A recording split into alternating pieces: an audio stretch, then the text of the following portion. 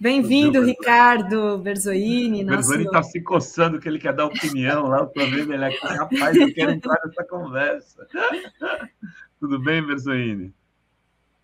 Boa tarde, Dri, Renato, Nasser.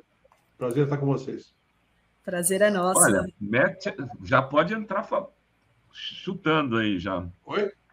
Já pode entrar comentando a fala do Nasser aí. Concordo com tudo que o Nasser falou.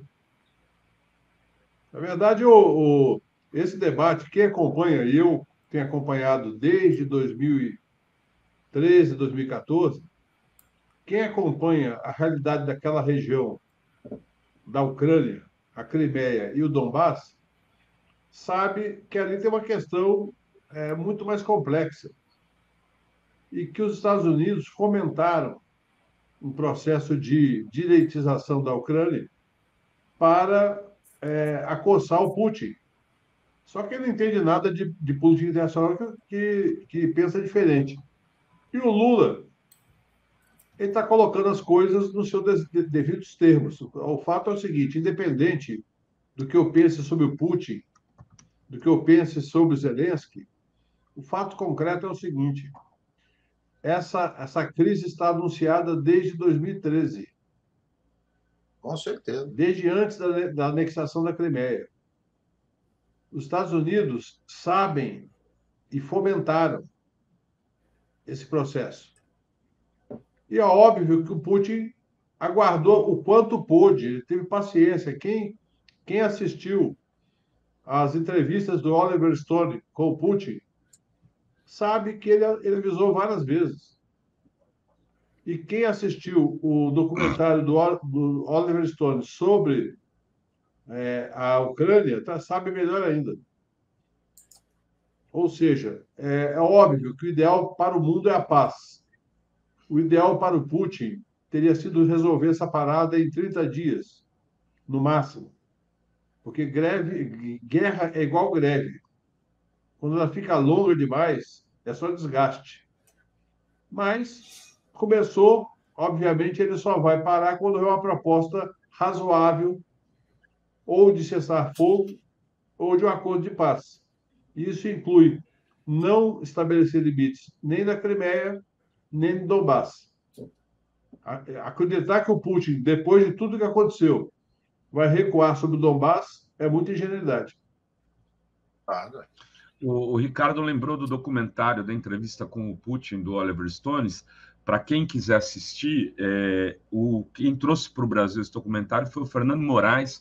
Na época ele tinha o Nocaute, e eu acho que está, se não me engano, está na TVT, no YouTube da TVT. Na TVT. E talvez até YouTube. Do antigo Nocaute. No YouTube da TVT, né? O Biden, o Lula hoje mencionou, ele elegantemente não quer entrar nisso. Ele não falou com razão. Que a conversa deveria ter acontecido antes. Né? Na verdade, ele está mencionando o seguinte: em novembro ou dezembro de 2021, teve um encontro do Putin e o Biden. E, sem entrar no mérito das propostas, o Putin colocou um punhado de propostas. O Biden se recusou a comentar. E nem fez contraproposta nenhuma. Janeiro de 2022, todas as declarações, no começo de janeiro, do Zelensky eram razoáveis. Eram bem razoáveis, não estava querendo. De repente, a coisa se inflamou. Ou seja, hoje está cada vez mais claro que a Ucrânia ele já estava preparando para a guerra, os Estados Unidos estava enviando assessores militares, ou tanto estava enviando, tinha armas, eles estavam se aprimorando e estavam atacando sistematicamente o Donbass. Eu não me lembro agora o número, eu li o relatório da comissão nomeada da Comunidade Europeia para supervisionar o que seria um cessar-fogo, que teria havido em 2014, 2015, na região do Donbass. 80% das violações do cessar-fogo foi da Ucrânia. E aí vem agora as pessoas acharem que essa guerra começou agora. Como é que pode o Abdenur, do Itamaraty, foi embaixador do Brasil nos Estados Unidos, na época do Lula, escrever lá um artigo na Folha, deu uma entrevista na Folha, fazendo palco lá, que o Lula Lula não entende nada disso, que foi agressão, que não sei o quê. Certo, foi invasão, o Lula já botou contra. Mas é um processo isso aí, não começou agora, como o Bezoin está falando. Então, veja, se entrar no mérito da questão, não dá tempo para discutir. Então, essas pessoas não fazem isso. Elas não fazem deliberadamente isso. Elas vão pensando essas coisas para chegar a esse estardalhaço que eles fazem em público, né? E trazendo ódio de classe e preconceito, que o Lula é ignorante, né? O Lula não entende. Ele dá aula de política internacional. Eu queria o Lula dando aula lá para o Itamaraty, para saber como é que faz negociação. Entendeu? Negociação não se aprende lendo livrinho, não. É prática. E ele tem muita prática nisso. Ele falou certo. Veja, a resolução que aí eu critiquei, o Brasil votou a favor do Lula. Eu critiquei, porque aquela resolução da ONU tinha um artigo que dizia que a Rússia teria que aceitar incondicionalmente os termos da Ucrânia. Isso não existe negociação. Nenhuma no mundo. Não é só internacional. Como é que pode um negócio desse? Então, não pode aceitar isso, né? Então, o Lula tem toda a razão. Repito, ele está muito bem, política externa do Brasil está no devido caminho. E eu digo assim, cada vez mais eu estou ciente do meu voto e aqui não teve estelionato. O Lula está fazendo tudo aquilo que ele planejou e está muito bom. E ontem ainda ele deu uma declaração muito boa da ONU, que a ONU era fraca e criou Israel. Ela é forte e não cria o Estado da Palestina. Que negócio é esse? Ele tem razão. Fez o L para isso, né, Nasser? Porra, estou super contente. Muito cadê bom. O Faso Ellison falando nisso? Cadê o Faso Ellison? Que agora virou moda, né? Quando compartilhar a notícia do governo, fiz o L para isso. Ah, é? Aí você já fiz o L para isso. Eu vou ler alguns comentários, depois eu vou só perguntar a questão do Biden e Trump para o Nasser, e a gente volta para a CPI, que eu quero ouvir o Ricardo Berzoini, que tem larga experiência de Congresso, o que vai dar essa CPMI dos atos golpistas. Ana Paula diz, China vai financiar a reconstrução da Ucrânia, com certeza. O Comitê Lula Livre, PT e a Bela diz, Nasser, no conceito de sul global, podemos dizer que o Brasil estaria apenas atrás da China? Vamos fazer o Pix para a série do golpe, eu já fiz o meu. Exatamente, todo mundo fazendo Pix, colaborando na vaquinha para a gente fazer o documentário sobre o 8 de janeiro. O Aníbal Borges pergunta, quando Zelensky sai da presidência e volta para a comédia? Pois é, né? E a Biase Arquitetura manda aqui um super sticker. Muito obrigada. E eu vou passar para o Nasser responder e já sair, e comentar o que você achou dessa declaração do Biden, dizendo que vai se candidatar à reeleição. Bom, primeiro, alguém que perguntou da questão do Brasil aí, né, dos BRICS. Não, atrás em termos de comércio. É claro, a China é a potência mundial. Acabei de dizer que vai passar os Estados Unidos. Mas não existe esse negócio de atrás. Eu diria o seguinte, essa coisa da China fica muito clara. A viagem que o Lula fez aos Estados Unidos e a viagem que o Lula fez à China. As diferenças são gritantes, né? Tanto em termos quantitativos, como no sentido. Viagem do Lula à China, ele discutiu investimento, discutiu pobreza, coisa exótica para os Estados Unidos, né? Então, e os outros países do sul global também estão achando exótico. Isso é que é importante. O mundo está caminhando para isso, já não quer isso, quer outra coisa. Então, os BRICS vão se transformando num grande grupo. Outro dia saiu uma matéria dizendo que o tanto de país que entrar no BRICS já está te criando um problema. Arábia Saudita, Irã, entendeu? Então, nós estamos tendo um outro momento na política internacional. A questão do Biden é o seguinte, ele está despencando em popularidade, né? A última eleição não teve política internacional na eleição, e essa vai ter. Eu vi uma fala do Trump, que de bobo ele não tem nada, e ele cita, inclusive, o Brasil. Então, o que ele diz? Ele diz que com o Biden, os Estados Unidos está se envolvendo numa guerra que não sabe sair, ele tem razão. Com o Biden, ele está perdendo aliado dentro da Europa, que é a França, que o Macron disse lá da China, ele tem razão. Disse que um dos maiores parceiros nossos é o Brasil, e o Brasil está saindo fora, ele tem razão. E disse que a Arábia Saudita e Emirados Árabes, onde os Estados Unidos têm base militar, veja só, inunda de arma lá, eles estão muito mais próximos da Rússia e da China. Então, ele está dizendo, os Estados Unidos perdeu a liderança. Em termos, não sou trumpista, mas em termos de fatos, ele está correto. Tá certo? Quando eu li isso, Nasser, eu estou ouvindo você falar aqui, falei, caramba, então eu não estava enganado, porque eu li essa análise do Trump e fiquei pensando assim, caraca, é muito melhor de política internacional que o Biden. Ué, ele tem assessor que ele ouve, né? E aí, Rovai, só para completar, eu li outro dia uma matéria, posso até te mandar, uma jornalista que ela foi lá presenciar um encontro do Biden com conselheiros, acadêmicos, especialistas internacionais. Todo mundo elogiando o Biden. Saiu ali para tomar café, ela ouviu em privado, todo mundo criticando, né, a guerra da Ucrânia, que não sabe para onde vai, não sabe quando termina, não sabe... Ou seja, os Estados Unidos está agindo no escuro. Né? Então, ou seja, há uma crise na elite americana, em apoio do Biden, alinhados com o Partido Democrata, como Fareed Zakaria, da CNN, está criticando o Biden, e na população. Então, infelizmente, porque eu não queria ver de novo, mas a extrema-direita, os Estados Unidos tem grande chance de ganhar a eleição. Muito nisso. Eu quero ouvir o Berzoini sobre isso, porque o Berzoini... eu vou liberar o Nasser, que já... libera o Nasser. Nasser, muito obrigada, viu? Até a próxima. Inspira, Nasser, para você, Nasser. Você está na sua casa, né? Você não está na casa da mamãe, né? Que a mamãe... Não, estou em casa, estou em casa. Iria aí comer. Até mais. Ricardo, obrigada, um abraço. Boa semana. Tchau. Salve, salve. Berzoini, eu queria que você comentasse isso, que é curioso, né? Mas o Trump parece ter uma visão muito mais sofisticada do ponto de vista de política internacional do que o Biden, o que para mim é assustador. Não sei se você concorda com isso.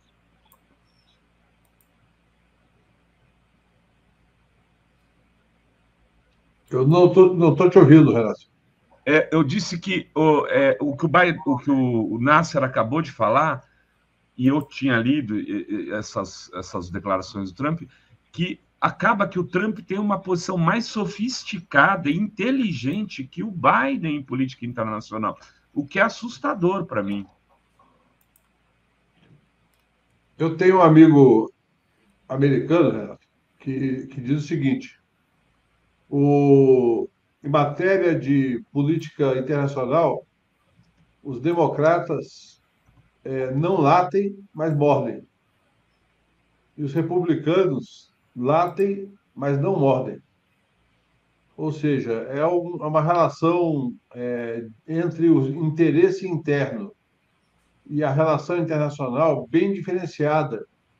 O Trump tem uma fala particular sobre isso, mas é alinhada com o Partido Republicano.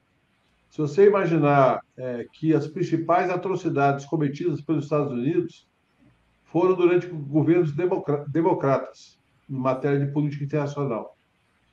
Então, para dentro é muito direitos humanos, muito direitos civis, mas para fora, graves violações aos direitos humanos e ao direito internacional dos países. Então, é um quadro que realmente é desafiador. Agora, o chamado Deep State que manda. Dessa entrevista do Oliver Stone com o Putin, ele fala em certo momento a respeito do Obama.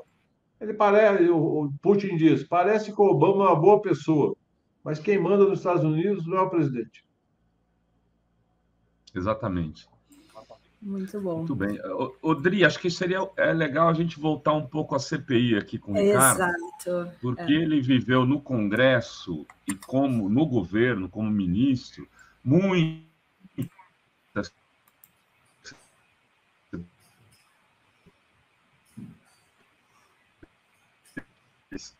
E o Ricardo, como eu, temos...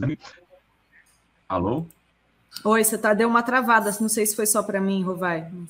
Repete. Não, acho que não. A minha internet está muito oscilando aqui. Depois eu até não vou falar, Rovai, vou pedir para o Cacau desligar dele ali, que eu acho que é isso que está... Eu queria dizer o seguinte, que eu e o Berzoini aqui defendemos, né, que o governo enfrentasse essa CPI, né? Diferente de muita gente que entendia que não deveria discutir, então queria ouvir ele sobre esse começo, sobre já esse recuo dos bolsonaristas, já estão querendo fazer a CPI do MST para tirar o foco da CPI dos atos golpistas, né? Enfim.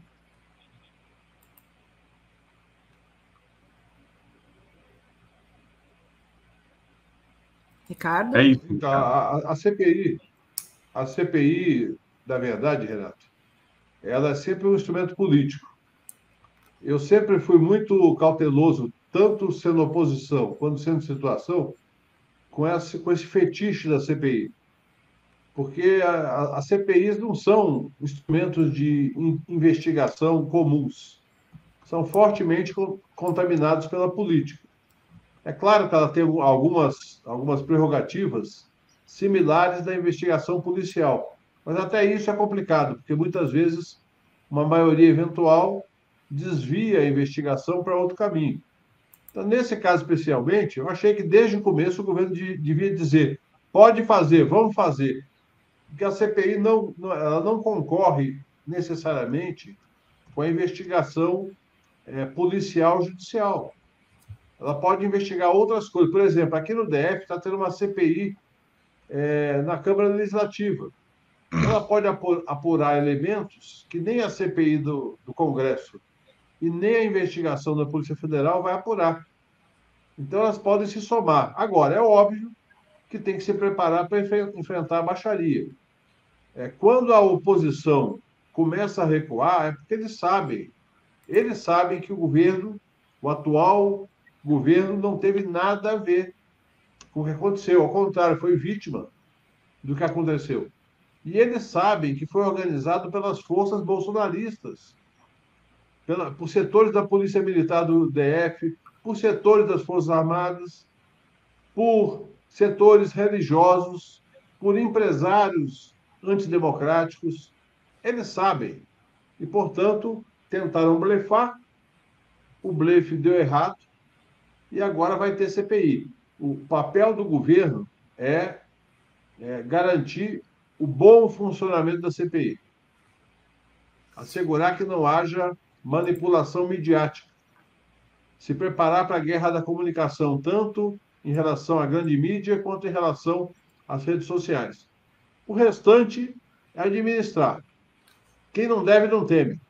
Ou seja, o governo, os partidos do governo não tem nada a ver com isso e não tem razão nenhuma para temer.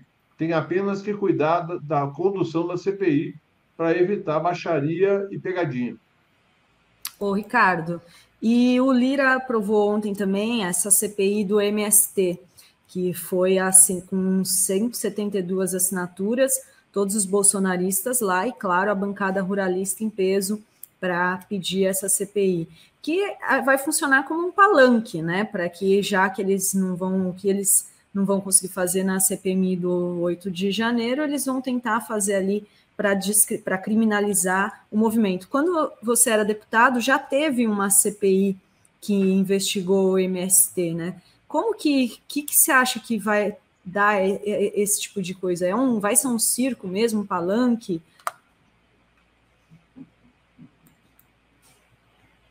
Teve a CPI do MST e teve a CPI das ONGs.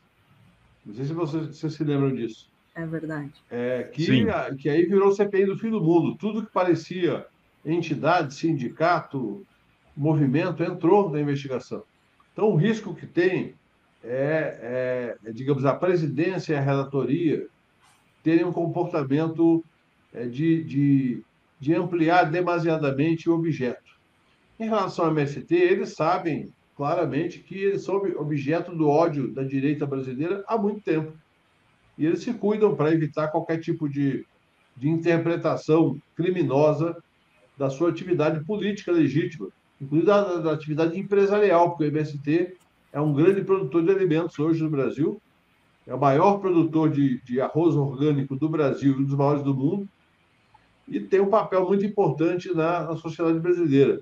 Infelizmente, essa direita retrógrada trata o MST assim como trata os povos indígenas, trata os ambientalistas como obstáculos à sua atividade empresarial. E eu, como já falei para vários deles no tempo que era deputado, infelizmente, nós que defendemos o meio ambiente, nós defendemos o futuro do agro. Ou seja, assegurar que o agro tenha atividade, não estou falando de agronegócio empresarial desmatador, estou falando de atividades agrícolas feitas corretamente. Ou seja, quando você defende a redução do uso de defensivos e fertilizantes, quando você defende a agricultura orgânica, quando você defende a preservação das matas ciliares e dos biomas, está defendendo que a agricultura seja uma atividade permanente e sustentável. É verdade. Eu queria colocar até aqui uma fala da Hildegard Angel. Ela propõe a criação da CPI do câncer.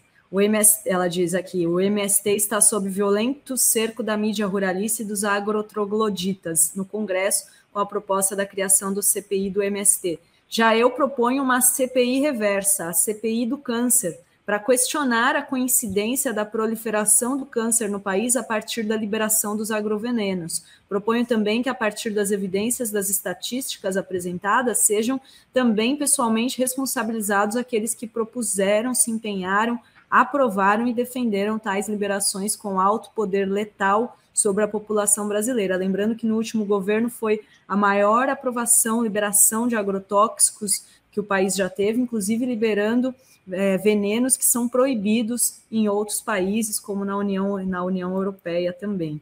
Então, está aí, boa ideia da Hildegard. Rovai? Não, então, eu queria fazer uma pergunta para o Ricardo, aí, que mudando um pouquinho a página do livro, mas é assim, a Esther Dweck anunciou aí que vai ter um aumento de 9% para os servidores, mas eu que estou em Brasília, conversei com muita gente, há um reconhecimento de que foi feito um esforço do governo para que isso acontecesse, mas tem muita gente brava, né, com injustiças nas carreiras. Ontem eu conversava com o pessoal da FUNAI, do meio ambiente e tal, eles falam, pô, olha, veja, tem agentes que têm que combater madeireiro na Amazônia, que tem que combater desmatamento, que vai em área que o PCC já controla, que ganha 4 mil por mês, enquanto que um agente faz um serviço semelhante da Polícia Federal ganha 30 mil por mês. Então, o governo vai ter um problema que parece que vai apitar daqui a um tempo, que é em relação a uma reforma administrativa mais justa, porque ainda continuam os privilégios muito grandes para duas categorias, militares e judiciário, e polícia aqui, a Polícia Federal dentro disso, acho que não sei se a PRF também conta com vários benefícios. Vai dar para fazer isso no governo Lula, Berzoni, pela tua experiência? Essa é uma pressão permanente. Muitas das carreiras que hoje ganham um salário bastante razoável, digamos, muito acima da média da população, tiveram esse crescimento durante os governos do Lula e da Dilma. Quando o Lula tomou posse em 2003, a Polícia Federal estava fortemente arrochada. E o Lula conseguiu não só reequipar, como também fazer o processo de reorganização das carreiras, tanto dos policiais quanto dos peritos, que hoje tem um salário à altura da complexidade do seu trabalho. Então, é o caso desse tipo de situação de identificar quais são os setores que têm funções equivalentes e qual o custo de fazer uma reorganização da carreira, mesmo que seja parcelado. Por exemplo, a Dilma fez um acordo em 2014, se não me engano, que eram 3 parcelas de 5% para todos, ou seja, para cobrir uma expectativa de inflação. Mas, durante o seu governo, eu participei diretamente como deputado e depois como ministro da renegociação de 4 ou 5 carreiras que estavam defasadas. Isso tem impacto fiscal, obviamente. Isso impacta naquela conta do tal do arcabouço fiscal. Mas pode ser feito de maneira planejada, organizada, para não deixar esse pessoal sem resposta. Eu acho que a função do governo não apenas recompor as perdas inflacionárias, mas também fazer a reestruturação das carreiras. Ia chegar nisso no arcabouço fiscal, Ricardo. Outra questão é que tem essa conversa aí de que vai se colocar dentro dos limites aí educação, saúde, funcionalismo. Isso vai criar muito ruído nos setores tradicionalmente que defendem o campo progressista, né? Mas, na verdade, o que está fora da regra fiscal, até agora, são só aqueles itens que a Constituição tem regras próprias. Você não pode colocar num projeto de lei complementar restrições que impeçam o cumprimento de regras da Constituição. Então, por exemplo, a questão do piso da enfermagem, a questão do Fundeb, são regras que já prevêem o impacto. E a direita está criticando justamente isso. As demais questões, infelizmente, têm que estar dentro da regra. Como é que você gerencia isso? É só você, no conjunto das despesas federais, você verificar aquilo que é despesa que pode ser reduzida ou até suprimida e aquilo que tem que ser ampliado. Vou dar um exemplo para você. Hoje, com o grau de automação que nós temos, 80% das viagens que se fazia no tempo que eu fui ministro do Trabalho e da Previdência são desnecessárias. Você faz reuniões digitais com os dirigentes de cada setor, sem precisar pagar diária, passagem aérea e alimentação do pessoal, porque o pessoal vai continuar no seu local de trabalho. Tem várias despesas com aluguéis de prédios, despesas com energia elétrica. Tudo isso dá para fazer um planejamento para a redução das despesas que não são estritamente necessárias. Mesmo na área da saúde, eu tenho estudado bastante isso nos últimos 2 anos, mesmo na área da saúde, com readequações, dá para você ampliar a quantidade e a qualidade do atendimento, reduzindo despesa, a partir de um planejamento e da prevenção, especialmente nos casos que a estatística já demonstra que você, agindo de maneira preventiva, você elimina o impacto. Claro que uma pandemia, por exemplo, é imprevisível. Tanto é que o teto de gastos foi implodido em grande parte por conta da pandemia. Mas dá para fazer.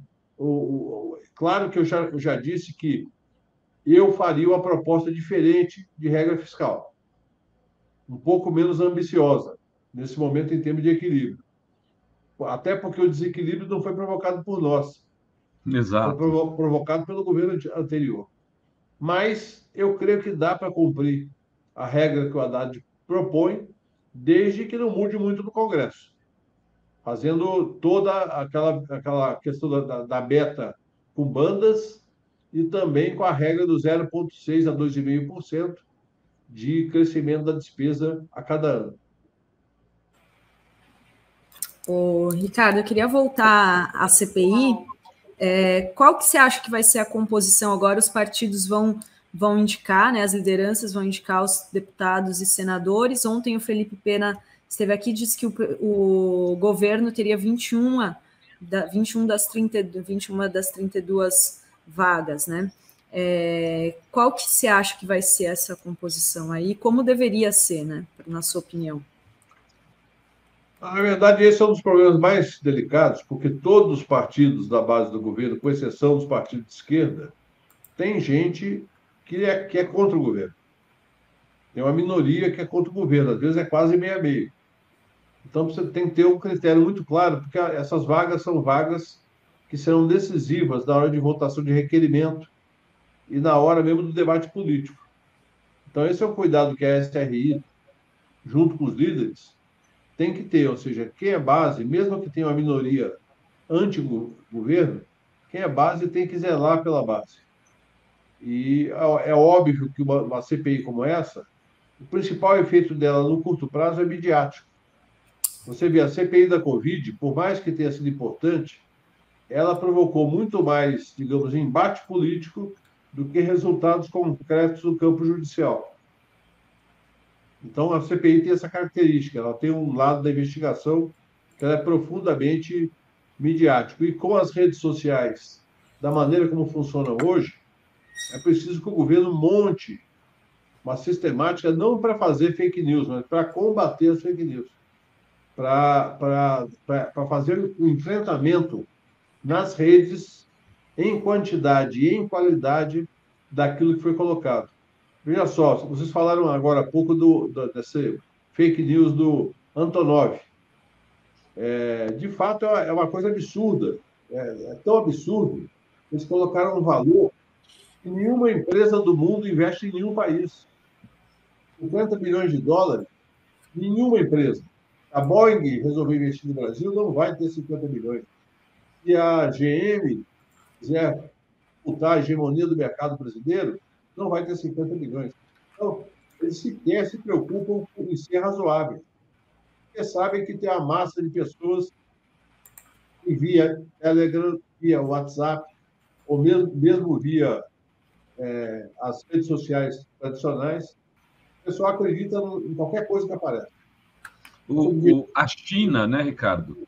A China, que assinou vários acordos aí com o Brasil, estima-se que várias empresas chinesas juntas vai se chegar a 50 bilhões, que é a maior... Hoje ela vai precisar 50 bilhões de reais. 50 bilhões de reais. E é uma série de empresas, né, Ricardo? Para uma empresa, inclusive, que não tem essa bola toda, ela produz aviões de um nicho específico, que são grandes cargueiros. Ela não tem linha de produção de jatos comerciais competitivos. É ridículo. Dri, tem mais comentário? Alguma pergunta para o Ricardo? Deixa eu... A Rose Facundo manda aqui um super sticker. Muito obrigada, Rose. O Décio Amadil diz: o governo Lula tem que ficar muito esperto, porque a combinação da CPMI do 8 de janeiro e a CPI do MST poderá ser explosiva. Pois é, né? É o que o Ricardo está falando aqui. E o Jamile perguntava justamente sobre o resultado da CPMI e da Covid.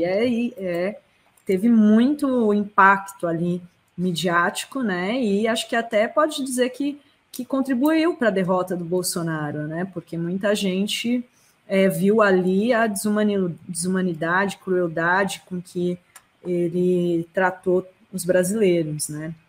Ali tem um dado que o Miguel do Rosário trouxe aqui, eu achei muito interessante, que ele diz o seguinte: ali pode não ter tido grandes impactos e tudo, mas se consolidou a frente ampla para derrotar o Bolsonaro, né, Berzoni? Sem dúvida. O impacto político desse caso ocorreu durante e depois da CPI. Do ponto de vista judicial, veja bem, o que a CPI pode fazer? Ela pode, ao final da CPI, ela pode fazer um relatório e encaminhar para o Ministério Público. Veja bem, se não conseguir apurar nada diferente do que o Ministério Público já está apurando, do que a Polícia Federal está apurando sob o comando do Supremo, não vai chegar a praticamente nada de impactante do ponto de vista jurídico-judicial. Por isso que eu falo que eu participei de várias CPIs e acompanhei várias como ministro e como presidente do PT também acompanhei várias. A CPI ela é importante politicamente, ela tem desdobramentos na opinião pública, mas do ponto de vista jurídico, poucas CPIs tiveram efetividade. Porque normalmente já tem uma investigação paralela da Polícia Federal, do Ministério Público, sob o controle do Judiciário. Eu falei para você que ia trazer aqui os nomes cotados para vocês. Esse aqui, olha só, o que saiu no Globo hoje, na Câmara, serão 16 na Câmara, né, e 16 no Senado. PL teriam 3 vagas e seriam indicados Eduardo Bolsonaro, Alexandre Ramagem e André Fernandes, que foi o autor do requerimento. Do bloco PT, PCdoB e PV, 2 vagas, Lindbergh e Farias. Aí eles cotam Rubens Pereira Júnior ou Rogério Correia. PSOL Rede, 1 vaga, poderia estar Érica Hilton, Chico Alencar ou Tarcísio Mota, do Rio de Janeiro. União Brasil, Arthur Maia, da Bahia, o PP, André Fufuca, do Alagoas, PSDB Cidadania, eu acho que vai ser a Elisiane, né? Mas aqui eles põem sem definição. PDT indicaria Duda Salabert, MDB, Manuel Pinheiro Neto e Rafael Neto, PSD, Paulo Magalhães, Republicanos, Silvio Costa Filho, e o bloco PSB, Avante, Solidariedade Patriota, entrariam em sistema de rodízio. Tem no Senado, quem está cotado, MDB, Renan Calheiros e Eduardo Braga, União Brasil, 2 vagas, e uma delas seria do Sérgio Moro. Podemos, sem definição, PSDB também não, a PSD, eu falei Elisiane Gama, mas é no senadora, desculpem, gente. Omar Aziz, que teve uma atuação bem forte na CPI da Covid, e o Otto Alencar. PT, o Fabiano Contarato ou Humberto Costa, PSB sem definição, PL, 3 vagas, Flávio Bolsonaro, Jorge Seife e Magno Malta, PP, Esperidião Amin, Republicanos, Damares, Cleitinho e o Mourão, PDT, Rede Novo, também entrariam no sistema de rodízio, eu e o Eduardo Girão, do Novo do Ceará, entraria. O que vocês acham desses cotados? É um retrato do Congresso hoje. Não vejo muita novidade, não. Evidente, tem algumas figuras aí que a gente conhece bem, que são pessoas que têm um comportamento do ódio, né? Comportamento de fake news o tempo todo. Acho que vão passar vergonha. Se o pessoal experiente do nosso campo trabalhar corretamente, vão passar vergonha. Porque, como eu disse, não há nada o que temer. Até porque nós sabemos, se por acaso uma ou outra pessoa que potencialmente seja aliado nosso, que fez alguma coisa errada, que pague. Não temos que proteger ninguém que tenha feito algo errado. É isso aí. Ricardo, queria te agradecer, muito obrigada por ter vindo aqui hoje. Vou dizer já até a próxima, que vamos falar muito de CPI nos próximos meses aí, né? Com certeza. Então, muito obrigada, viu, Ricardo? Até a próxima. Tchau. Obrigado pelo convite, um abraço para todos. Oi, gente. Vocês sabiam que a Fórum foi a primeira a noticiar que teve gente do Exército dentro do Palácio do Planalto ajudando os vândalos do 8 de janeiro a fugir?